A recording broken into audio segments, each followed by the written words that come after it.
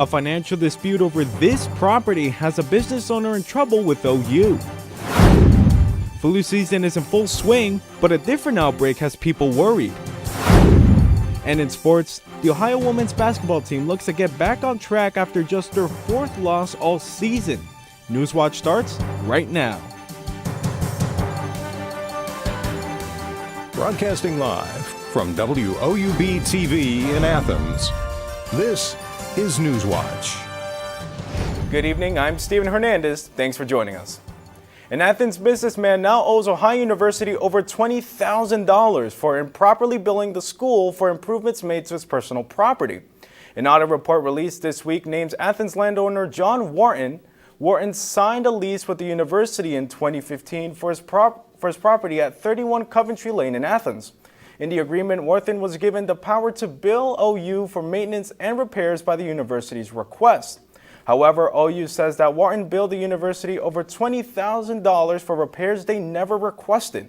Wharton disagrees with the claims and says the university still owed him nearly $20,000. An Ohio University student is facing multiple drug trafficking charges after being arrested last night in his dorm at OU's Bromley Hall. According to the Athens County Sheriff's Office, 20-year-old Tanner Dew sold LSD to a confidential informant on two separate occasions. Detectives then obtained a warrant to search Dew's dorm, where they found suspected cocaine, THC resin, MDMA, and more LSD. The Sheriff's Office says the drugs were likely meant to be sold at this weekend's Millfest. The aggravated murder trial for 4-year-old Anida Day Garrett's mother and her mother's former boyfriend is now underway. It's nearly a year after the alleged murder, but now Cuyahoga County prosecutors are looking for justice. Jordan Vandenberg has covered the story from the beginning and has the latest. We will prove to you that both of these individuals killed this child. The gallery was packed as prosecutors unveiled their case against Sierra Day and her one-time boyfriend, Deontay Lewis.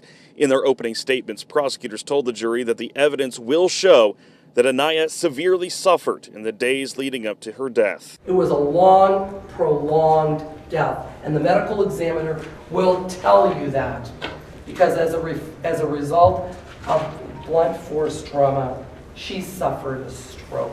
Both Lewis and Day are being tried together, both on charges of aggravated murder. In his opening statements, Day's attorney implored the jury to keep an open mind, while Lewis's attorney was more direct, saying her client simply wasn't there for the abuse or the neglect. The evidence will show that he had nothing to do with her death, he never abused her, and he had no hand in her malnourishment. Prosecutors first introduced the 911 call that Lewis made in March 2018, reporting that Anaya was not breathing. The dispatcher told the jury that based on her experience and her training, Lewis's demeanor was odd. That's because Lewis was not excited, nor was he panicking, as someone would typically be with an unresponsive child. The second witness that the state called was one of the first paramedics on scene. He testified that it took quite some time for Lewis and Day to answer their apartment door when paramedics arrived, and when they took the girl down to the ambulance, they feared it was already too late. Very skinny. I could see all of her ribs, her bones. They looked very malnourished. She was cold, stiff, and at the time we just made the decision to keep working. There was a kid.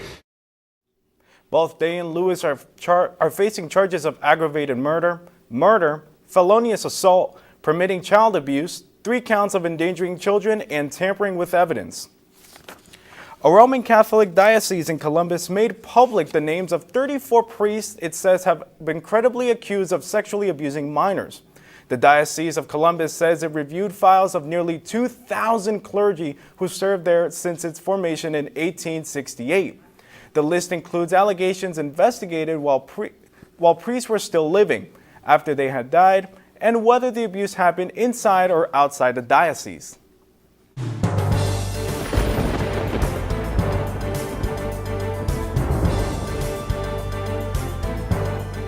Hello, I am forecaster Adelaide Carwish, and today it was pretty good outside.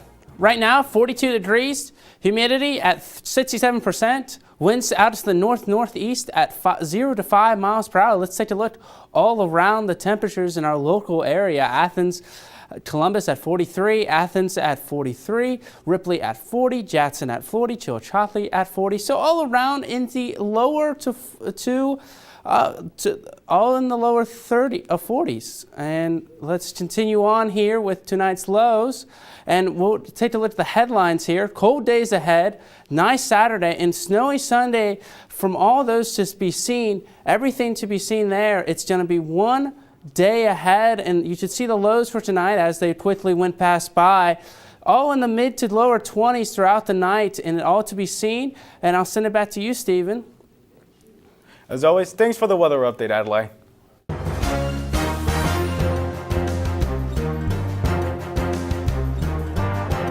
An Ohio man sentenced to death in the kidnapping and killing of 2 women now has another life sentence as well. 42-year-old Sean Gray pleaded guilty today to aggravated murder and corpse abuse. A judge sentenced him to life in prison. WJW-TV reports Gray briefly apologized in court today and said he can't change anything. A 14-year-old boy who threatened to shoot school staff and students in Elyria, Ohio, is in police custody. The Elyria Chronicle-Telegram reports the boy was taken into custody after making threats with a pellet gun at Elyria Middle School on Wednesday. The boy then fled school after staff confronted him at dismissal. Police say he was found hiding inside an abandoned home yesterday and is now being held in a detention center. He faces juvenile charges of inducing panic, making terroristic threats, and burglary. An Ohio sheriff suggests that if you're wanted by the law, don't park illegally, and especially not in front of a police station. Butler County Sheriff Richard Jones says that's exactly what happened yesterday in Hamilton. Jones says deputies approached an illegally parked car in a handicap spot when a 35-year-old man in the passenger seat tried to flee on foot and was arrested. Later, a 31-year-old woman who was driving the car also tried to flee. She entered someone else's vehicle with a mother and baby on board. The woman told the driver to take her away, but the driver refused. Both were booked into jail for outstanding warrants. Authorities in Toledo are investigating a car crash that resulted in the death of 2 men. Fire officials say the 19 and 21-year-old men were driving when their car crashed through a guardrail, sending into the air before landing in a creek about 8 feet deep. Members of the Toledo Fire and Rescue Department dive team began searching last night and found the 2 men's bodies this morning. Coming up, the Indian pilot captured by Pakistani forces this week is returning home. And President Trump speaks on his summit with North Korean leader Kim Jong-un. These stories and more when Newswatch returns.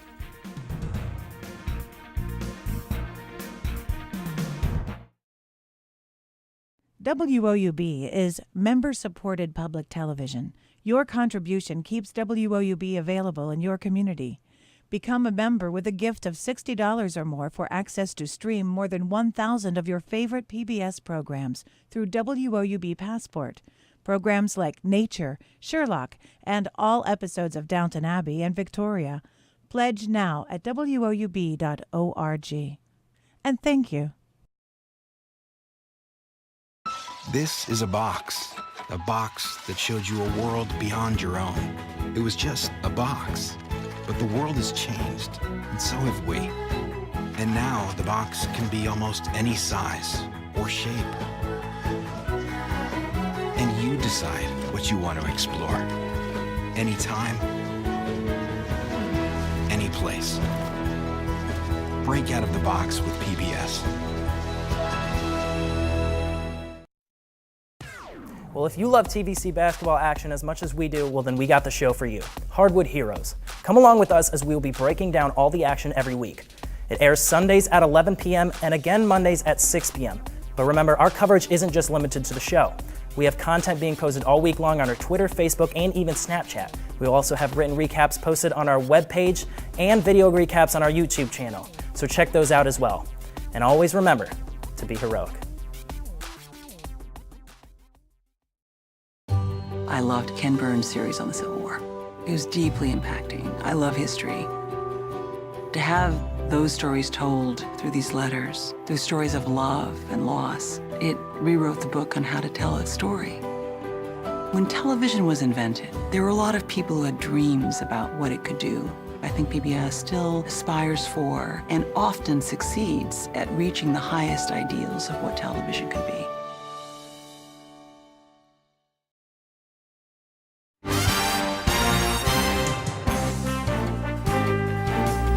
According to the New York Times, President Trump ordered officials to give his son-in-law, Jared Kushner, top-secret security clearance. In a report released yesterday, the Times alleges that the president gave the order to his then Chief of Staff, John Kelly, last May. Democrats say they want to see the memo in which Kelly ordered Kushner's clearance. So, what would we like to see? I'd like to see the Kelly memorandum. So we get a full picture of what was he told, why was he told it, and what were his reservations that led him to memorialize this action in the form of a confidential memo. White House Press Secretary Sarah Sanders has refused to comment on security clearances, but a spokesperson for Kushner's lawyer disputes the Times report. In a statement, the spokesperson said, quote, Kushner's security clearance was handled in the regular process with no pressure from anyone. Captured Indian pilot Abhinandan Verthaman crossed the border from Pakistan to India on Friday evening local time, ending his detention in Pakistani custody. Varthaman was detained after he ejected from his fighter jet into Pakistani territory on Wednesday following a dogfight with the Pakistani Air Force. Crowds massed on the Indian side of the border Friday to greet the pilot.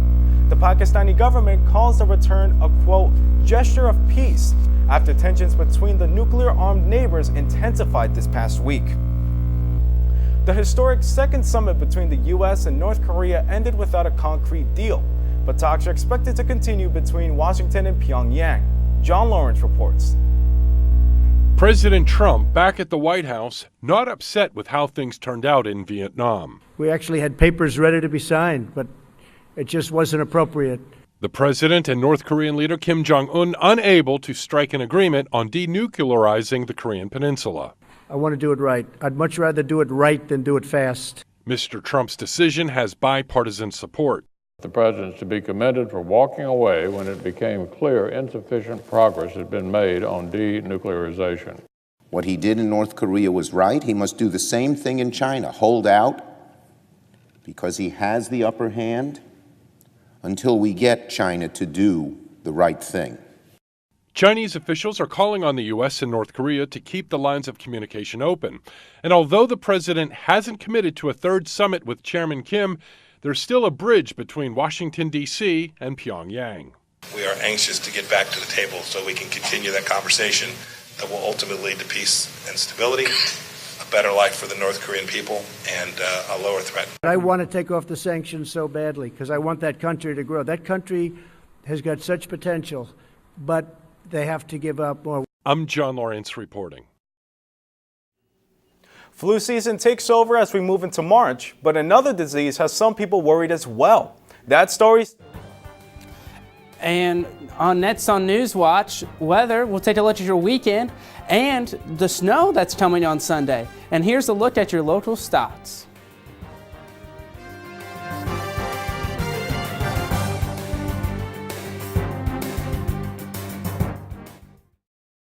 WOUB is member-supported public television. Your contribution keeps WOUB available in your community.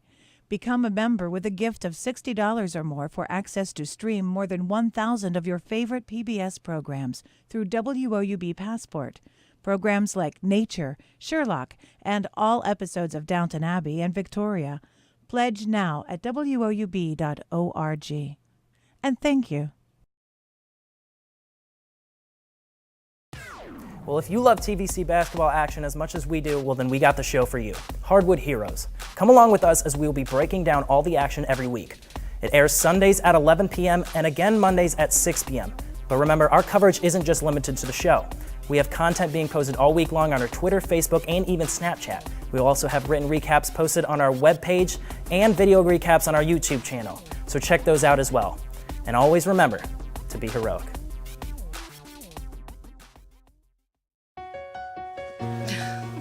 What are you doing? Possibilities. Your day is filled with them. Reach up, energy in the fingertips, collapse. TV, play Downton Abbey. And PBS helps everyone discover theirs.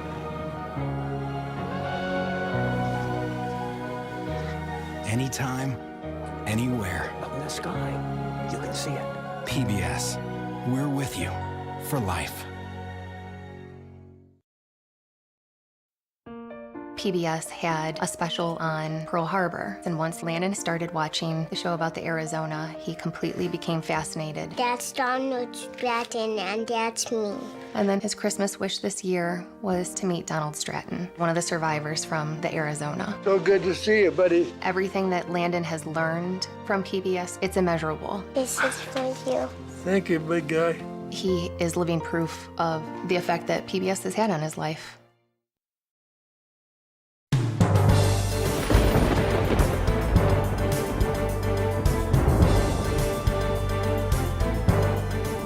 Hello, and let's take a look at your weather right now in Athens. 42 degrees, humidity at 67%, winds to the north-northeast at 0 to 5 miles per hour.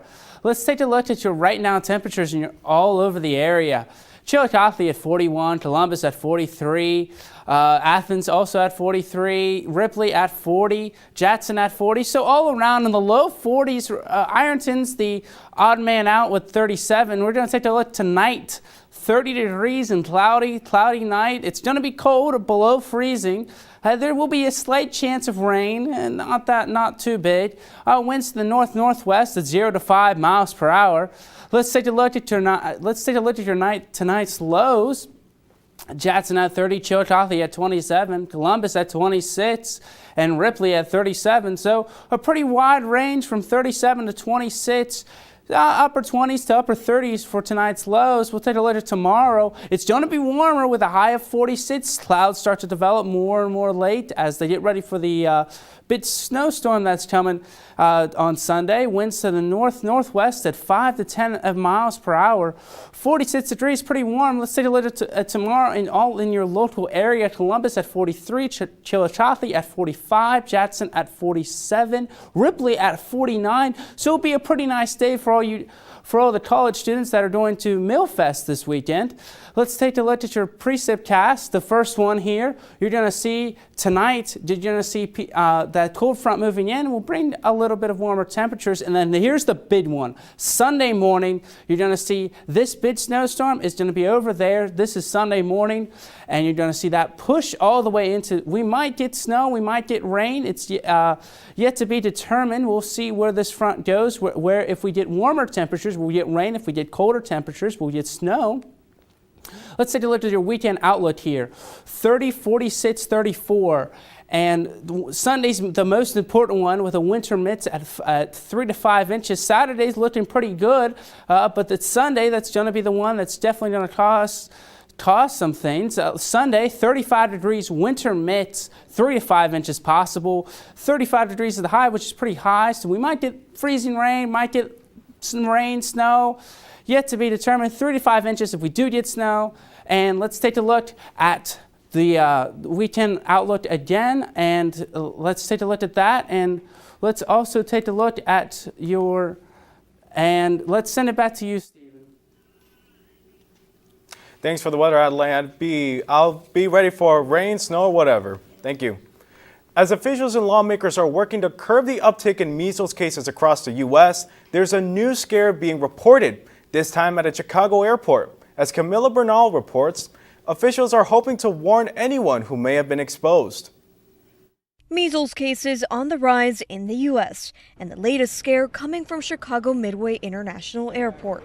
Illinois health officials saying a passenger might have exposed people to the virus at the airport and at a Chicago area hospital last week. It is exquisitely contagious. You can be in a room where somebody with measles had left 2 hours earlier and still get the disease. On Wednesday, experts on Capitol Hill warning lawmakers that the virus could be deadly. While measles has been eliminated in the U.S. since 2000, Measles is circulating in many parts of the world, and importations remain a challenge. Officials did not say where the infected person was traveling from, but they warned that anyone at Midway Airport on February 22nd may have been exposed. According to the World Health Organization, a backlash against vaccinations in the U.S. and poor health infrastructure in other places are driving the increase in cases. A lot of people are still afraid, despite all of the evidence to debunk the association with autism.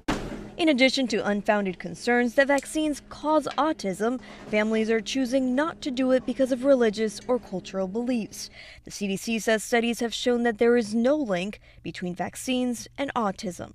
I'm Camila Bernal reporting. But measles isn't the only health issue Chicago is facing. One child has died from the flu in the city, and nearby schools are taking extra measures to keep facilities clean. Officials say the flu is so contagious that the best thing to do is to keep all sick kids home, and that this February was one of the worst flu months in recent years. Starting to see it. January was actually a relatively light month. February in particular has been one of the worst Februaries more recently. Other adults in the city have died this year from the flu as well. And while the flu is mostly known as preventable, many pregnant women have been debating whether or not they should get the flu shot at all. But a new study conducted by the CDC hopes to put those concerns to rest. Kim Hutchinson has more in today's Health Minute. Can the flu shot cause a mother-to-be to miscarry? Pregnant women should actually be talking to their doctors about vaccines. There are vaccines that they can get while pregnant that will protect themselves as well as their children. According to a new study by the Centers for Disease Control and Prevention, the answer is no. And then as soon as a child is born, in their first visit to a pediatrician, a mom should be talking to the doctor about the vaccine schedule. The study comes on the heels of certain groups criticizing vaccine recommendations.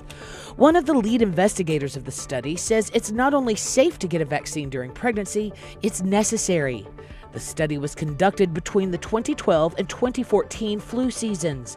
The study found there was no evidence of miscarriage risk after receiving a flu shot during the first 28 days, nor during the risk window that typically follows the first month. We want to protect children as early as possible to prevent them from getting a variety of dangerous diseases. For today's Health Minute, I'm Kim Hutcherson. All right, it's sports time. Hi, everyone. I am Nick Ursini. The Ohio men's basketball team hits the road north to Akron tomorrow to face the Zips. Plus, the Ohio women's team will join them, and they're trying to get back in the win column after their blowout loss against Buffalo tomorrow night. I'll have a preview of that and more when Newswatch returns. But first, stay tuned to WOUB. Here's a look at what's coming up tonight on your public television station.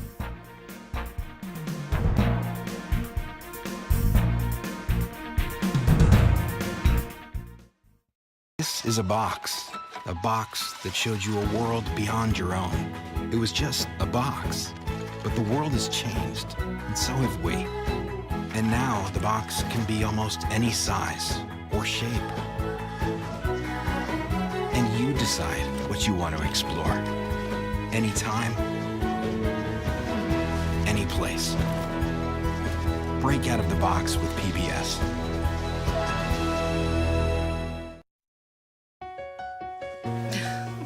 What are you doing? Possibilities. Your day is filled with them. Reach up, energy in the fingertips, collapse. TV, play Downton Abbey. And PBS helps everyone discover theirs.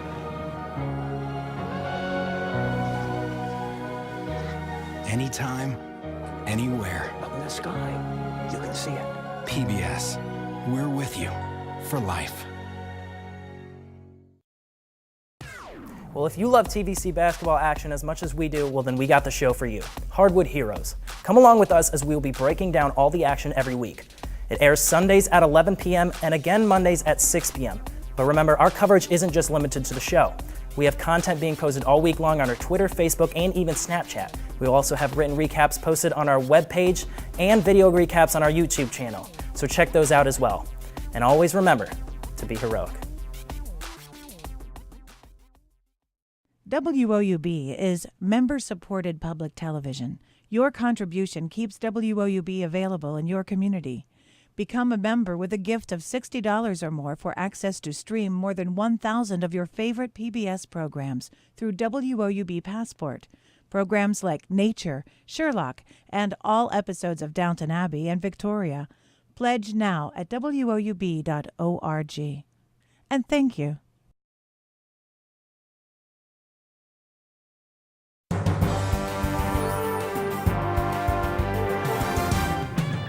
Welcome back. I'm Nick Orsini. The Ohio men's basketball team returns to action tomorrow afternoon at Akron. Ohio and Akron last met on February 2nd inside the Convo, with the Zips earning the 65-53 victory. Akron enters this game with a 15-3 record overall and 7-8 in the MAC, while the Bobcats enter this one 12-15 overall and 4-11 in MAC play. Akron last played on Tuesday, falling to number 21 Buffalo, 77-64 in Buffalo. Last time out for the Bobcats, Ohio fell to Kent State 78-73. Tip-off is set for 2 p.m. The Ohio women's basketball team have only lost 4 times this season, but Tuesday was a bad one, 73-43 to Buffalo. Tomorrow they get a chance at Akron, and they quickly try to get back on track. After each of their first 3 losses this season, Bob Bolden's Bobcats have beaten their next opponents by at least 14 points. Last time the Bobcats and Zips met, Ohio won by 22 points. They need another victory like that to pick up some momentum heading into the final stretch of the regular season. The game tips off at 5 p.m. right after the men's finish their game with the Zips. The Ohio baseball team travels back down to Spartanburg, South Carolina, as the Bobcats take on USC Upstate in a 3-game series. The Bobcats enter the weekend with a 1-6 record, while USC Upstate is 3-5. The series started today, and the first game is currently underway. The second game is tomorrow at 2, and the finale on Sunday at 1 p.m. The Ohio softball team returned to the Diamond today in Durham, North Carolina for the Duke/NC State Invitational. In their first game, Ohio defeated Charleston Southern 8-5 and are currently in action right now with Mississippi State. Play continues tomorrow with a matchup against Campbell at 10 a.m., then Charleston Southern again at 12:30. The tournament concludes Sunday when Ohio faces the Duke Blue Devils at 12:30. The Ohio hockey team wraps up regular season play tonight when they play their first of 2 games against the number 24th ranked Kent State Golden Flashes. The 5th ranked Bobcats come into the weekend with an 18-3-6 record. The CSCHL playoffs begin on St. Patrick's Day, and the Bobcats have a really good chance of taking home some hardware back here to Athens. Puck drop for tonight and tomorrow's game is at 7:30 inside Bird Arena. There was plenty of action last night for Ohio high school basketball. 3 teams in Hardwood Heroes coverage saw their seasons end. The Waterford Lady Wildcats were bounced by the Peebles Lady Indians 50-39. The Eastern Lady Eagles lost 48-38 to Notre Dame. And the Athens Bulldogs' historic season came to an end with a 48-28 loss to Zane Trace. Be sure to catch the finale of Hardwood Heroes this Sunday at 11 p.m. and catch up on all the action on woub.org/heroes. All right, well, that is a wrap for me and for sports tonight. I'm Nick Orsini. Steven, back over to you. Thanks, Nick. Tourists in China were surprised with a beautiful sight this week. Thousands of horses galloping through the snow. Most of China is already thawing out for the spring, but not in the northwest region of the country where winter is still very much in season.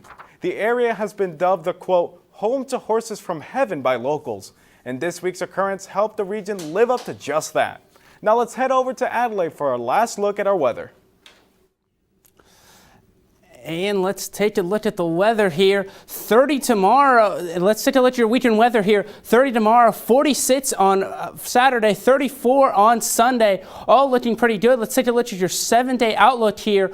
All throughout the week, it's looking pretty good. It's going to get really cold Monday, Tuesday with the lows in the single digits. That's definitely going to be one cold time. Sunday, we've already talked about. It's 35 and snowy, and I'll send it back to you, Stephen, and hopefully we don't get snowed in on Sunday. Thanks, Adelaide. And that does it for our broadcast this evening. I'm Stephen Hernandez. Thanks for watching.